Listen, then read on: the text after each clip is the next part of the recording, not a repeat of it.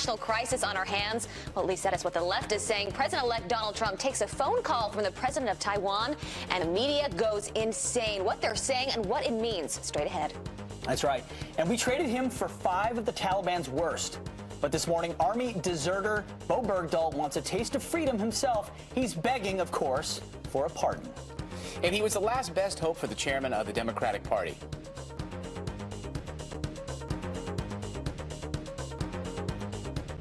We don't even need We're going to Washington, D.C. to take back the White House! We all tape knew has what was been coming. played so many times, it was frozen. Like an if old he was VHS. their first pick, who was their second? Because Howard Dean just dropped out. Fox and Friends starts right now.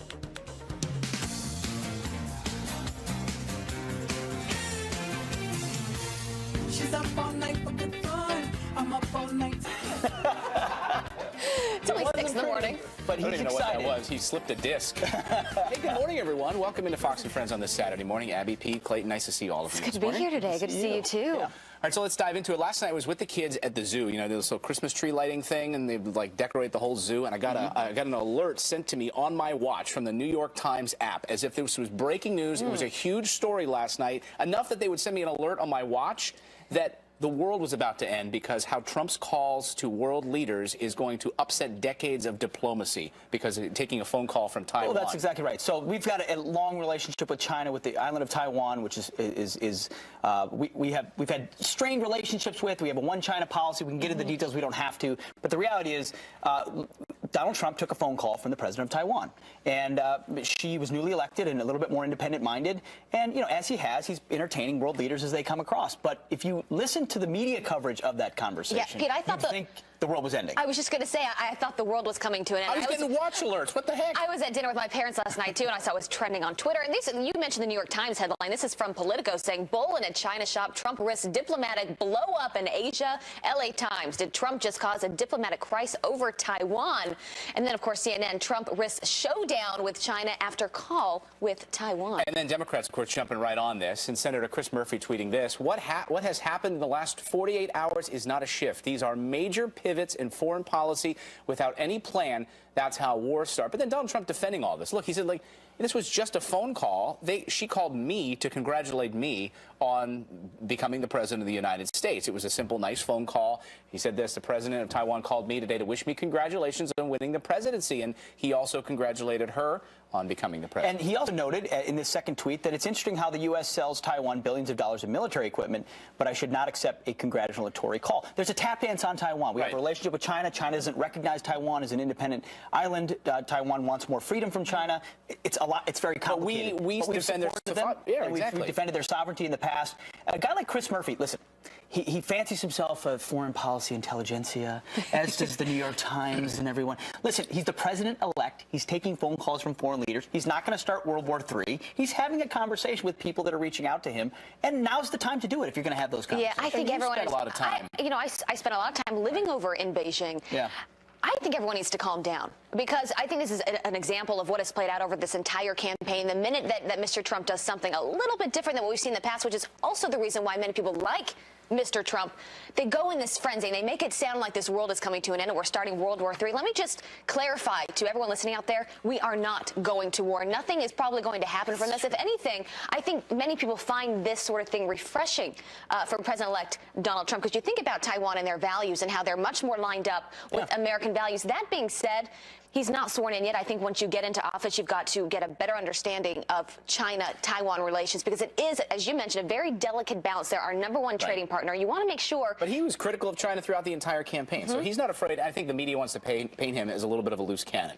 Where's he going to go? What's he going to do? Is he going to take phone calls from Taiwan now? This is out of control. Or this headline is, Trump sides with a free, democratic country, small d democratic country, communists freak out. Right. I mean, in what world is that actually a bad thing? I understand the trading partner side, but they're trying to discredit him, which is exactly what it is. He's taking phone calls, engaging in a conversation, and a little bit of uncertainty, a little bit of a shuffle. He's a negotiator. You want to set those terms. You don't want China to think you're going to fall into the old patterns. And I think that's part of it too. He's not taking this phone call by accident. He's receiving it, appreciating it, I'm sure.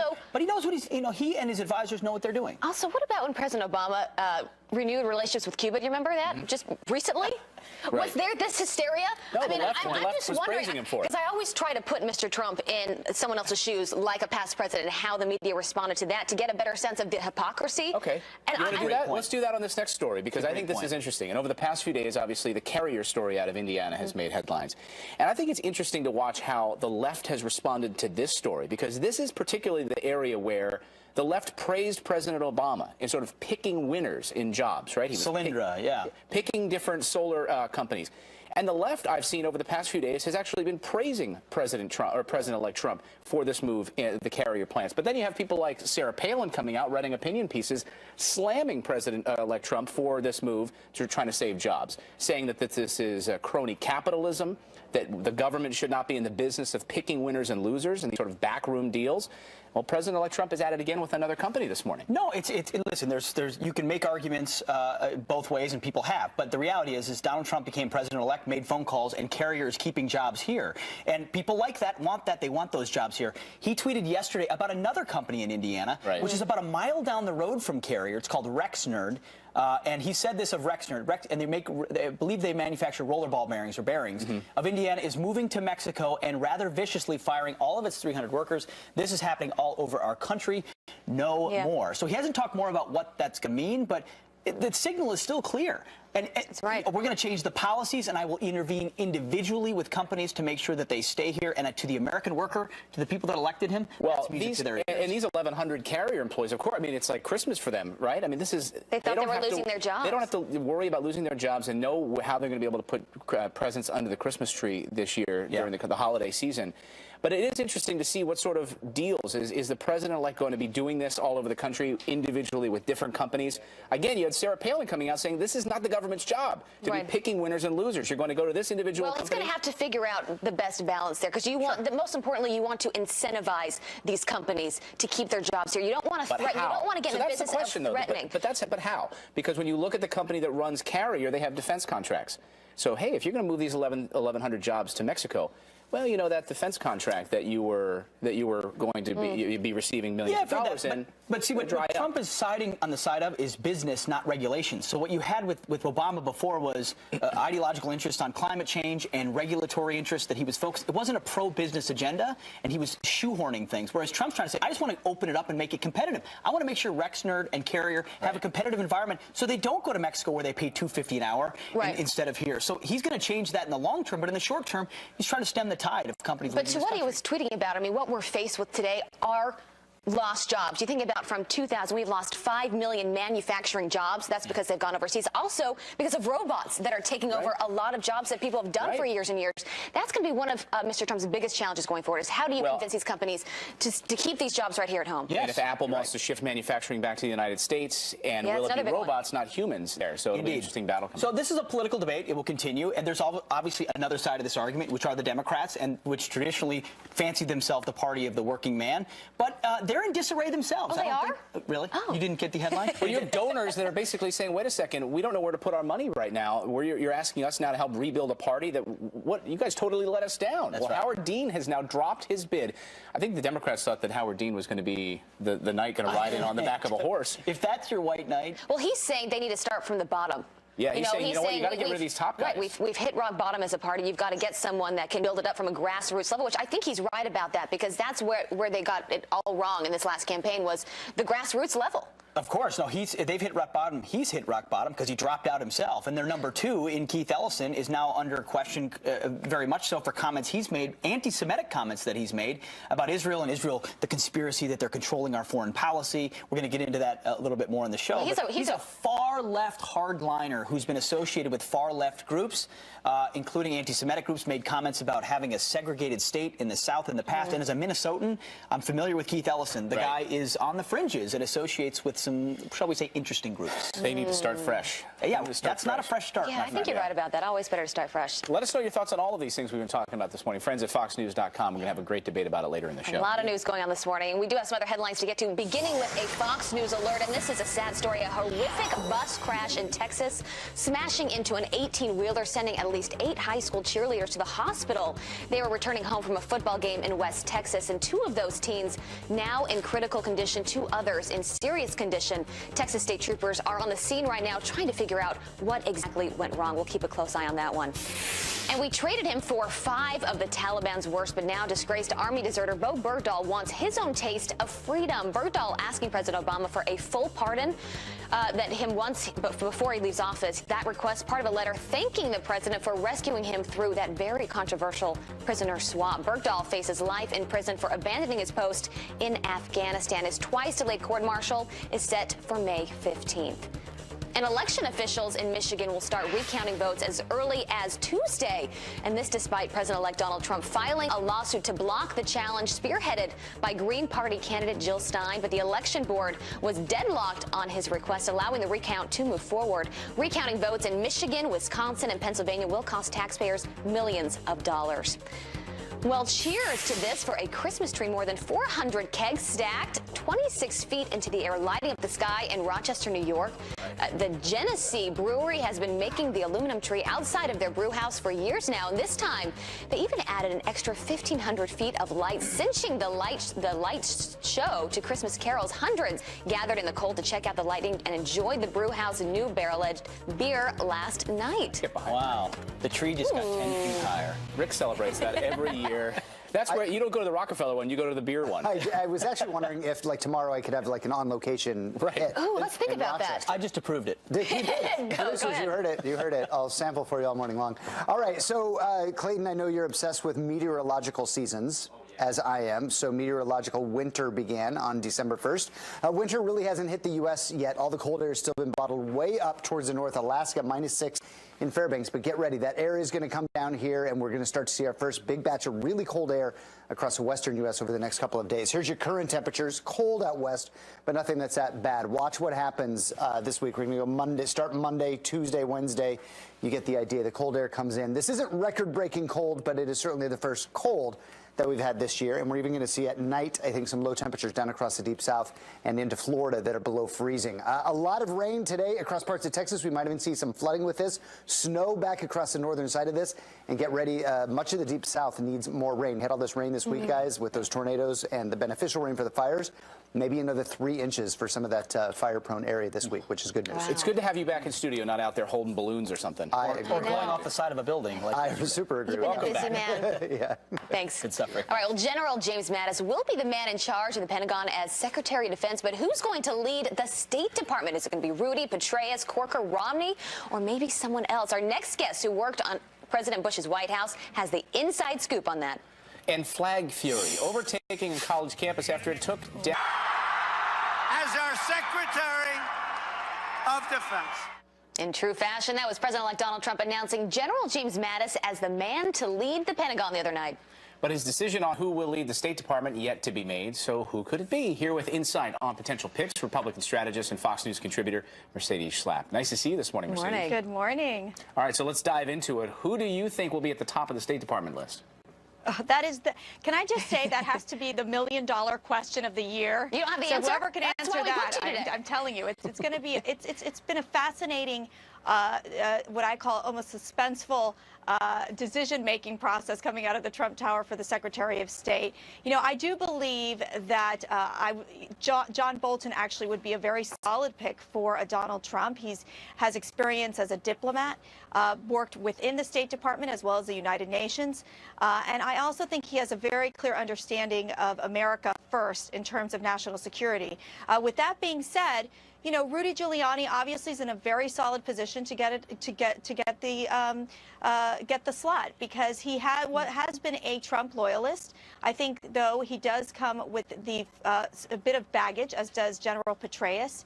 So it becomes a little bit complicated as to where Donald Trump, what he's thinking of what he wants in terms of a top diplomat official. There's a name that you haven't mentioned yet, but speaking of baggage, Mitt Romney.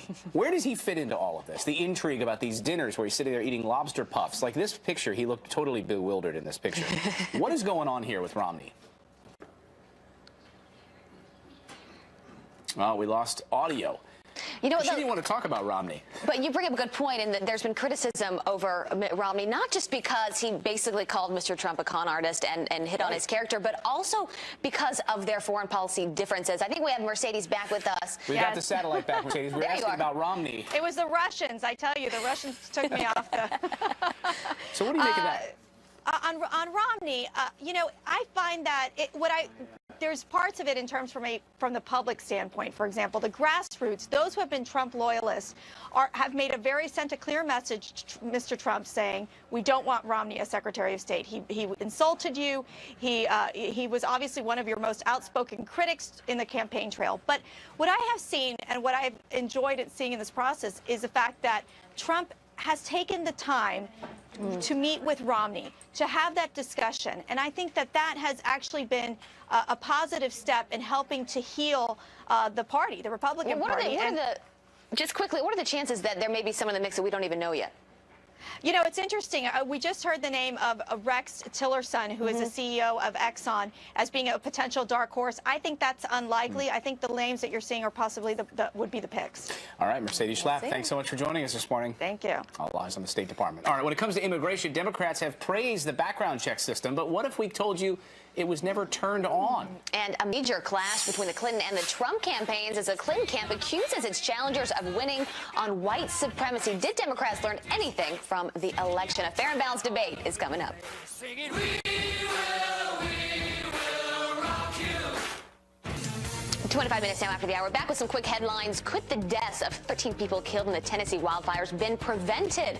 Authorities now under fire for never setting the evacuation alert to cell phones. The National Weather Service saying evacuations are not included in the wireless emergency alert system, but officials say they are looking at making changes. And another deadly campus attack. A student in custody this morning accused of stabbing a professor to death. The attack happening in the University of Southern California Psychology building. Officers finding Professor Bosco Chan dead of multiple stab wounds. Police now saying the student targeted that professor.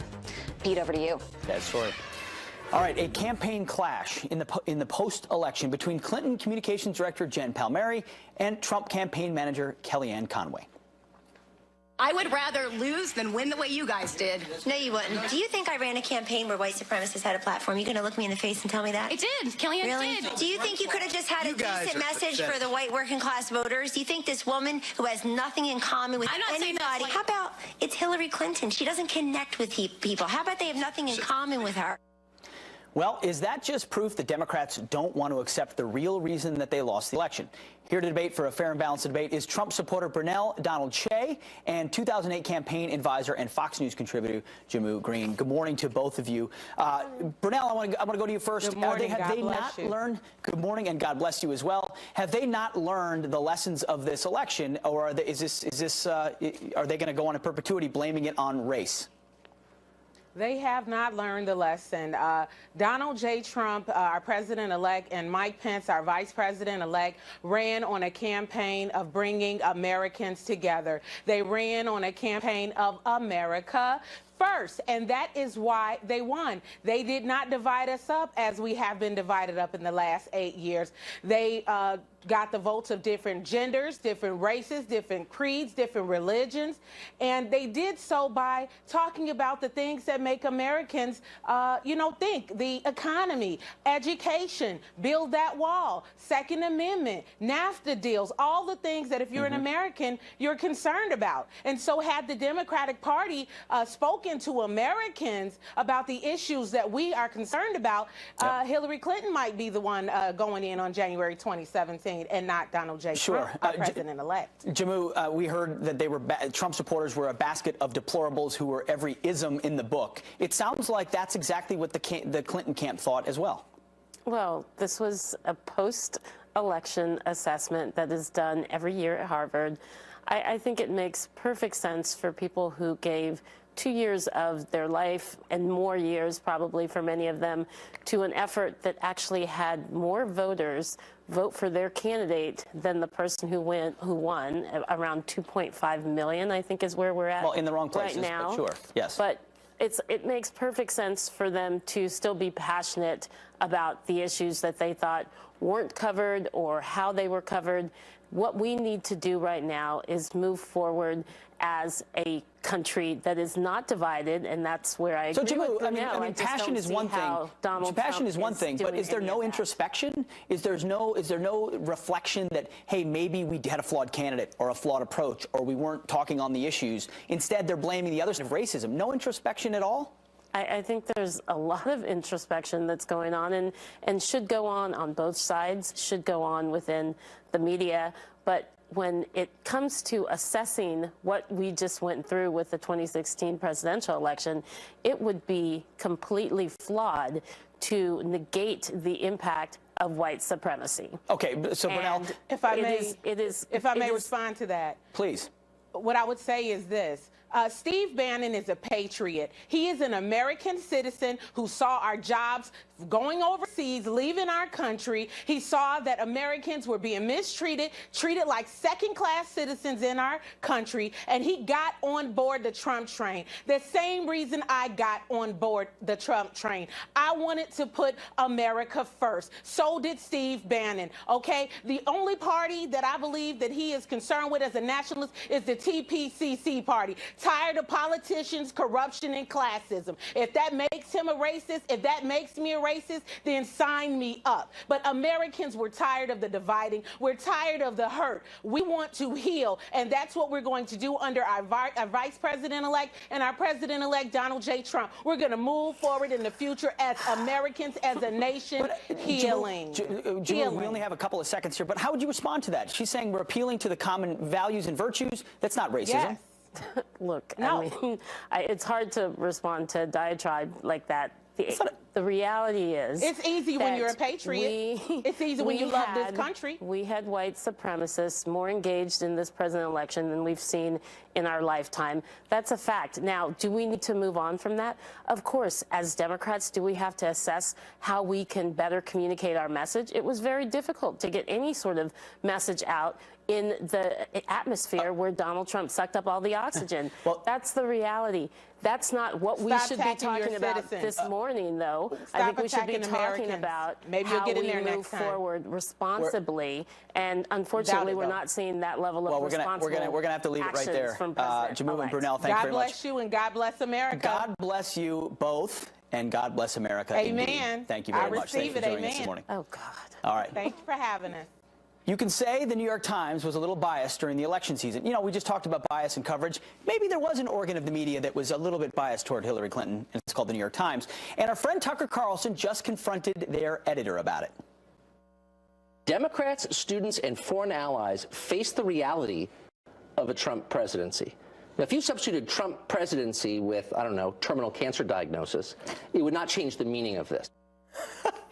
The only way Tucker Carlson knows how to do it in style. Wait until that editor's response next. And it's a 25-year tradition now in danger of going extinct. Nearly half of the graves at Arlington National Cemetery could go without a wreath on Christmas. But there is one thing we might be able to do about it to prevent that. Stick around. It's next. My brothers are all black and white, yep. And welcome back to Fox and Friends on this Saturday morning. I think over the past few months, it's no secret that we played a lot of headlines from the New York Times where they just seemed out of touch with the rest of the country. And then they came out a few weeks ago and seemed to strike a bit of a conciliatory tone in a way where they think that, you know, it was as if they realized, okay, we need to reassess some things. It was a half apology as they bleed readers and they bleed on their balance sheet. They said, well, we kind of apologized, but we actually felt like we weren't that biased, except they know internally, if they're being honest, they had their finger on the scale the entire election. So our own Tucker Carlson, in only the way that he can, had their public editor on his show last night and took them on head on. Watch this. It makes no sense to me in terms of what the New York Times claims it is and wants to be. And as you say, their business model. Why would you cut off half of America and make them feel like this is not their New York Times? That comes from being in New York, being in a, in a certain circle, and seeing the world a certain way, not being in touch with people who don't live like them or don't live in cities, and who are the ones that elected like Donald Trump to the presidency. Now, when you say that the journalists who walk in the front door of the Times building are doing their best to be fair, I would believe you, except I know for a fact that's not true because I read their Twitter feeds. Here's one. This is November 15th. Pardon me for asking, but what qualifies Jared Kushner to have a seat at the presidential table? There's Eric Lipton, another reporter. White House's QVC. It has started. Here's Peter Baker. For a new president from reality television, a cabinet selection that resembles a pageant. Are you kidding? These are news reporters saying this stuff? Everybody's going to have their personal political views. We all do. But they ought to be personal. And if you sign up to be a journalist, then that's what you ought to be. Interesting. You know, I mean, I gotta be honest. I mean, she was fairly forthright at the beginning in saying, "Hey, we do live in a bubble. You live in New York. You see the world differently from Americans that elected Donald J. Trump." In a high-rise building in a New York City skyscraper, looking down on the rest of the world. Yeah, it's a different world out there. Can you imagine that job though? The public editor of the New York Times. Your job is to look at the reporters and the coverage of the paper and critique it. And you realize how wrong you got it, and you got to listen to everyone at the paper when the paper's been so biased, and you know it, but they employ you. Not an easy position. And that's why Tucker Carlson's so good, because he digs a little deeper. Says, well, hold on a minute. Let me just go through their actual Twitter account. I'll read them publicly exactly what they've written. I love it. That was well done. Well done, Tucker Carlson, as always. All right, we do have some other headlines to get to, and we start with this: an embarrassing flaw in the U.S. immigration system so bad that it now has all new citizenship ceremonies on hold. The chairman of the House Judiciary Committee, Bob Goldblatt, demanding an immediate investigation after immigration officials found what's being called a major security flaw in the electronic system used for background checks. And apparently that system has failed for a number of people seeking citizenship. Goldblatt is now asking Homeland Security to find out just how many people have slipped through the cracks. And Democrats digging trenches, signaling they may block President-elect Donald Trump's nomination for Secretary of Defense. Retired Marine General James Mad Dog Mattis needs to get a waiver in order to take on that new position since he left service just 4 years ago. They need to be out, what, Pete, over 7 years? Yep.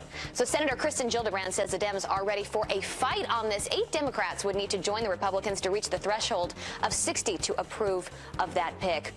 And this is a story that sparked national outrage. The college that banned the American flag from campus now flying our symbol of freedom once again. The president of Hampshire College in Massachusetts first lowered the flag to mourn Hillary Clinton's election loss, then later took down that flag after it was set on fire when President-elect Trump won. But after 2 weeks of protesting, the president did change his mind, saying the flag can in fact fly at full staff, but only because he wants hate threats